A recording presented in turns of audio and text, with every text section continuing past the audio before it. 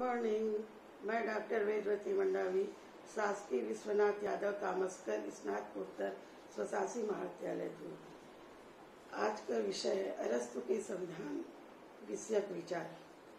अरस्तु ने अपनी रचना पॉलिटिक्स के तीसरे, चौथे और छठे खंड में राज्य, संविधान और सरकार संबंधी विचारों का उल्लेख किया है। अरस्तु संविधान और सरकार दोनों को पर्यायवाची मानता है।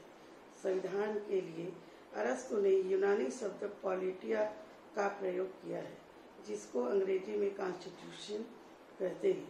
पॉलिटिशियन या संविधान शब्द का व्यापक अर्थ है।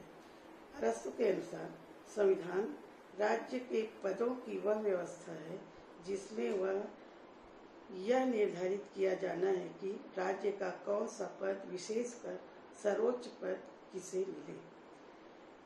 इस प्रकार संविधान के संबंध में निम्न बातों का समावेश है। पहला, संविधान राज्य अथवा उसके पदों का संगठन है। दूसरा, संविधान द्वारा सर्वोच्च सत्ता का निर्धारण होता है। तीसरा, संविधान यह स्पष्ट करता है कि राज्य किस लक्ष्य की ओर उन्मुक्त है। चौथा, राज्य के लिए संविधान आवश्यक है क्योंकि इसके द्वारा राज्य का निर्माण और अंत होता है। पांचवा, संविधान में परिवर्तन के साथ राज्य के रूप में भी परिवर्तन होता है। संविधान का अथवा राज्य का वर्गीकरण। अरस्तु के पूर्व सोफिस्ट विचारकों द्वारा राज्यों का वर्गीकरण किया जा चुका है, किंतु अरस्तु का वर्गीकरण अधिक लोकप्रिय एवं वैज्ञानिक माना जाता है। अरस्तु ने दो आधारों पर वर्गीकरण किया है। पहला, संख्या के आधार पर, अर्थात संप्रभुता का निवास कहाँ है, व्यक्ति में अथवा व्यक्ति समूह में। दूसरा, उद्देश्य के आधार पर। इसका अर्थ है कि शासक वर्ग का मूल उद्देश्य क्या है, वह स्वयं अपना भला करना चाहता है अथवा सामान्य जनता का भलाई करना चाहता है।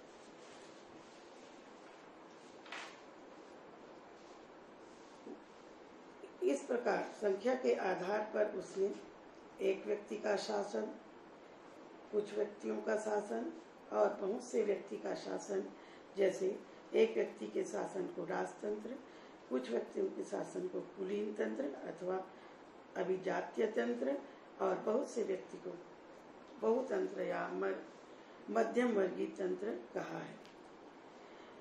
वर्गीकरण की व्याख्या। पहला, राजतंत्र। अरस्तु का राजतंत्र प्लेटो के राजतंत्र के समान है।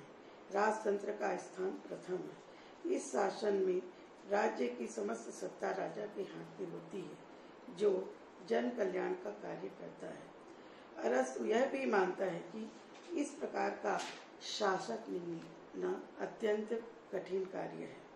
दूसरा, कुलीन तंत्र। कुलीन तंत्र सरकार के उस अंग को कहते हैं जिसमें शासन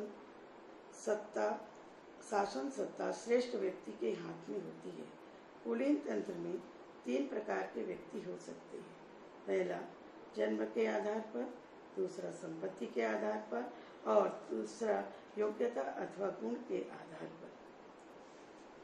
तीसरा है बहुतंत्र या मध्यम वर्गीय तंत्र। अरस्तु इसे शुद्ध शासन के अंतर्गत कहता है। अरस्तु इसे पॉलिटी नाम दिया है और सर्वश्रेष्ठ व्यवहारिक शासन भी मानता है।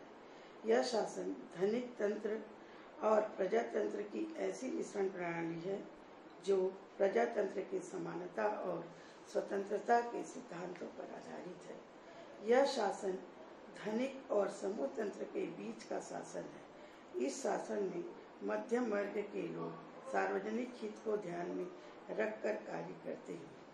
चौथा, निरंकुश तंत्र। अरस्तु का कहना है कि राजतंत्र विकसित हो जाने पर तानाशाही या निरंकुश तंत्र का स्वरूप धारण कर लेता है। इस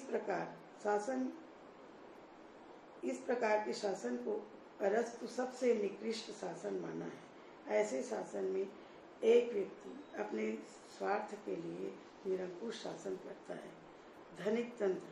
यह कुलीन तंत्र का विकसित स्वरूप है।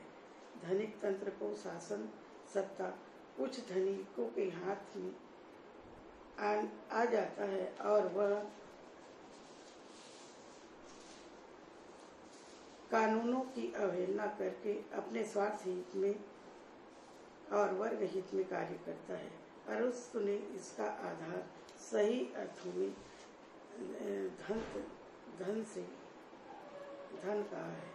छठवां, प्रजातंत्र एवं समूह तंत्र। अरस्तु के अनुसार निर्धनों की संख्या अधिक होने से संयत प्रजातंत्र अपने विकृत रूप में पहुंच जाता है, तब प्रजातंत्र का रूप धारण करता है। अरस्तु के अनुसार प्रजातंत्र वह शासन प्रणाली है जिसमें बहुसंख्यक निर्धन जनता के हाथों में शासन हो।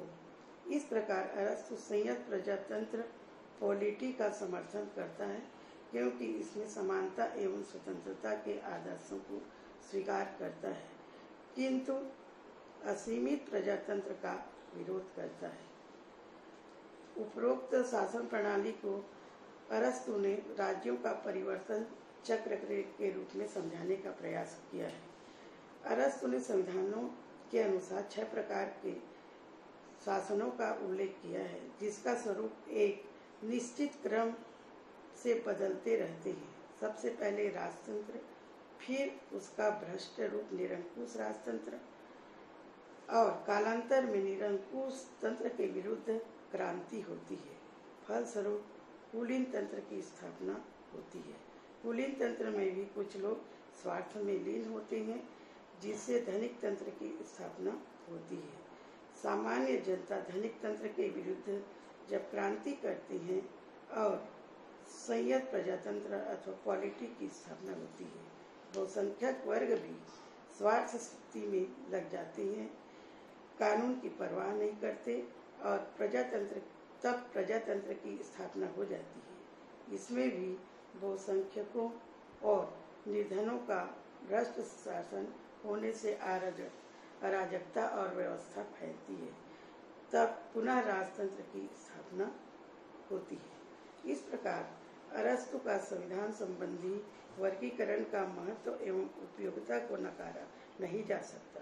यह उनके ज्ञान एवं अनुभव का परिणाम है। उन्होंने अपना निष्कर्ष 158 देशों के संविधानों के अध्ययन के पश्चात प्रस्तुत किया है। दूसरा, सरकार राज्य की इच्छा की अभिव्यक्ति है। यह वर्गीकरण से स्पष्ट होता है। अरस्तु का राजतंत्र, कुलीन तंत्र और प्रजातंत्र का भेद आज भी महत्वपूर्ण है।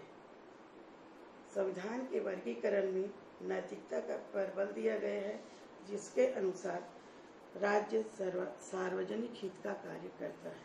1 मिनट होगी।